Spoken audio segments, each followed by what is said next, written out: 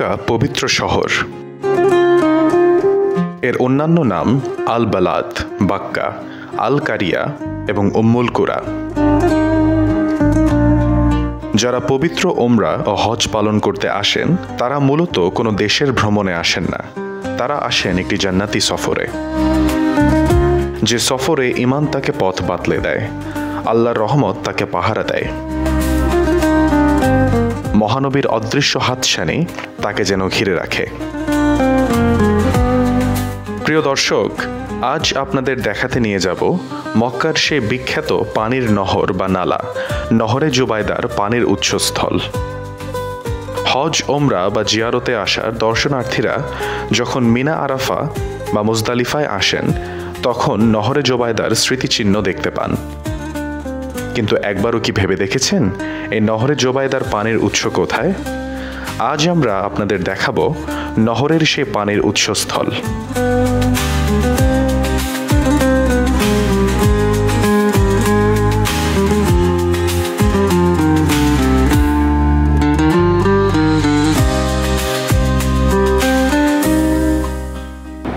আইনে জুবাইদা 190 হিজরি, তার মানে হচ্ছে এখন থেকে প্রায় 1250 বছর আগে আমাদের এই মহিয়সী নারী বাদশাহ হারুন রশিদের স্ত্রী, তিনি ইসলামের জন্য হাজী সাহেবদের খেদমতের জন্য বিশাল এই খেদমতের দৃষ্টান্ত স্থাপন করেছে।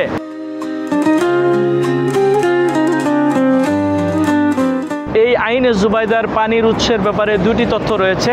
একটি হচ্ছে ওয়াদে নোমান, সেখানে একটি কূপ থেকে এখানে পানি সরবরাহ করা হতো। আরেকটি হচ্ছে হুনাইনের কাছে একটি কূপ আছে, সেখান থেকেও এখানে পানি সরবরাহ করা হতো, যার পরিধি ছিল সেই আরাফা থেকে শুরু করে জামারাত পর্যন্ত। তবে বর্তমান সময়ে এই স্মৃতিটুকু ধরে রাখার জন্য আরাফা পার হয়ে এই কয়েকটি পাহাড়ের মধ্যে শুধু স্মৃতিটা ধরে রাখা হয়েছে। মক্কায় জমজম ছাড়া আর পান করার মতো কোনো পানি ছিল না।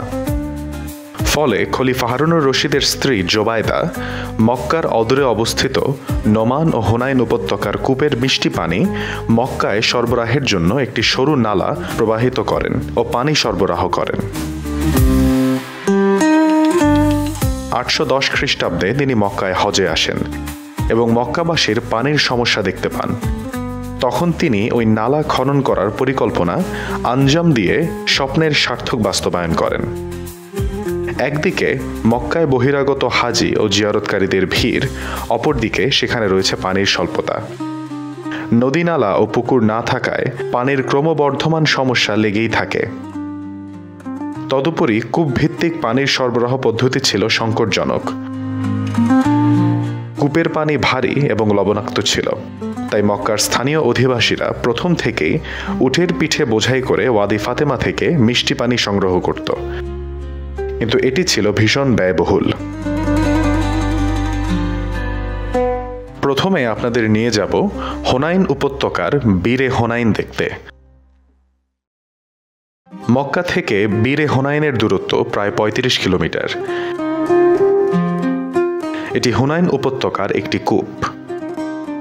প্রিয় দর্শক, আমরা চলে আসি বীরে হুনাইনের একেবারে কাছাকাছি।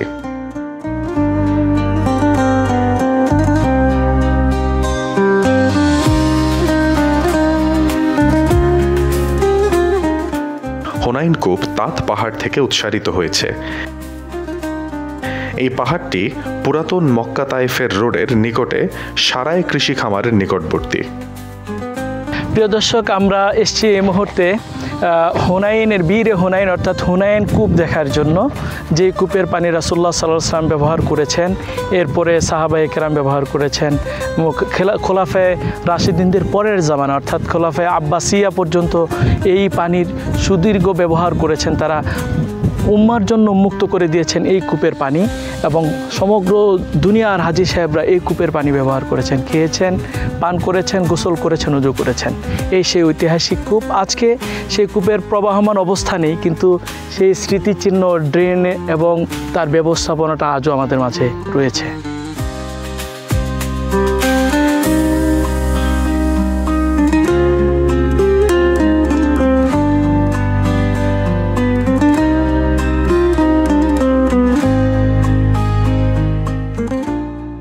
জুবাইদা যিনি ছিলেন বাদশাহ হারুন রশিদের স্ত্রী, তিনি হাজী সাহেবদের পানি পান করানো, গোসল করা বা অজুর জন্য যে পানির ব্যবস্থা করেছিলেন, যে দুইটি কূপ থেকে পানি সংগ্রহ করেছিলেন, একটা ছিল বীর হুনাইন, এই হুনাইনের কূপ। এই কূপের পানি ছিল লবণাক্ত। রাসূলুল্লাহ সাল্লাল্লাহু আলাইহি ওয়াসাল্লাম হুনাইনের যুদ্ধ সেরে এখানে এসে তিনি এই কূপের মধ্যে ছড়িয়ে ফেলেছিলেন। আল্লাহ তাআলা এই লবণাক্ত পানিকে মিষ্টি পানি করেছেন এবং এই পানি 190 হিজরি সন থেকে শুরু করে জুবাইদা রাহিমাহাল্লাহ, যিনি ছিলেন বাদশাহ হারুন রশিদের স্ত্রী, তিনি এখান থেকে পানি নিয়ে হাজী সাহেবদের অজু, গোসল এবং খাওয়ার ব্যবস্থা করেছিলেন।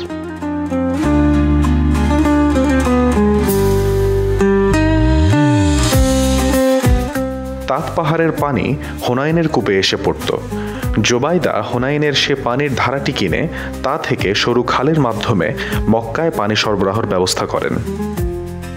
প্রিয় দর্শক, আমরা এই গভীর কূপ থেকে উপরে দিকে উঠছি। আপনারা দেখতে পাচ্ছেন সেই 1250 বছর আগের কূপে এখন আর পানির প্রবাহ নেই বা অথবা পানি নেই, কিন্তু এই পানির চিহ্নগুলো বা তাদের স্মৃতিসৌধটা দেখলেই বোঝা যায় মুসলমানরা আসলে স্থাপত্য শিল্পে কতটা সৌন্দর্য বা কতটা শৈল্পিক ছিলেন।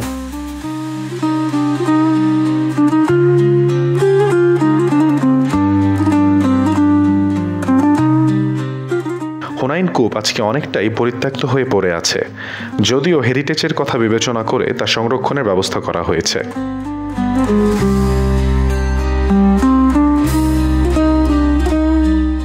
দেখছি এখানে হয়তো পানির প্রবাহমান অবস্থা এখন আর নেই, কিন্তু সে স্মৃতিচিহ্ন এখনো বিদ্যমান।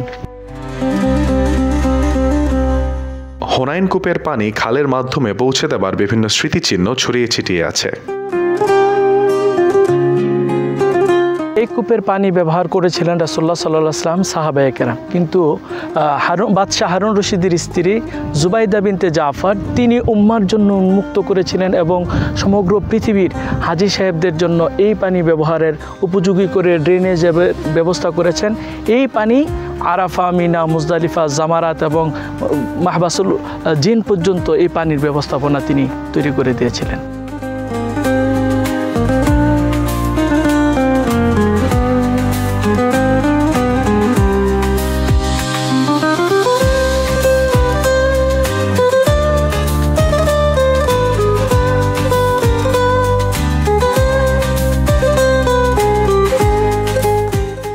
প্রিয় দর্শক, আমরা যাচ্ছি ওয়াদি নোমানে।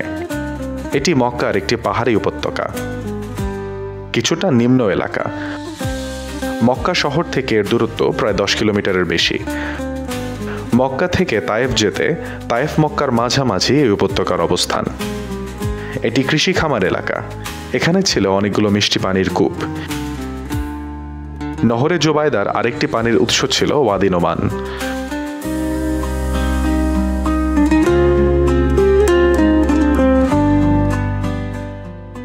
জুবাইদা ওয়াদি নোমান থেকে আরাফাতের উপর দিয়ে আরেকটি নালা প্রবাহিত করেছিলেন।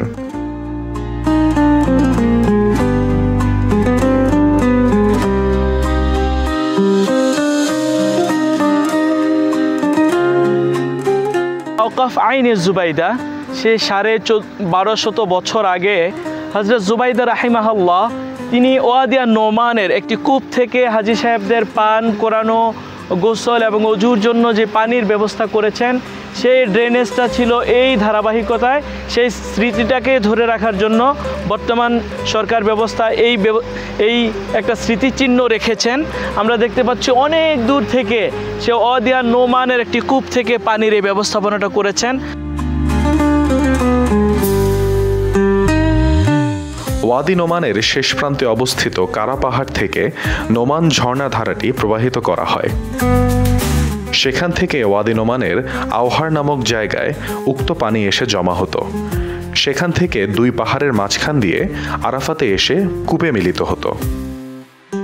আজও আছে ওয়াদি নোমান, শুধু নেই সেই উচ্ছল ঝর্ণাগুলি। তবে ওয়াদি নোমান থেকে আরাফাত পর্যন্ত বিস্তীর্ণ এলাকায় নহরে জুবাইদার স্মৃতিচিহ্ন বিক্ষিপ্তভাবে ছড়িয়ে ছিটিয়ে রয়েছে। ইদানিং সৌদি সরকার হেরিটেজের অংশ হিসেবে এগুলোকে সংরক্ষণের ব্যবস্থা করছে।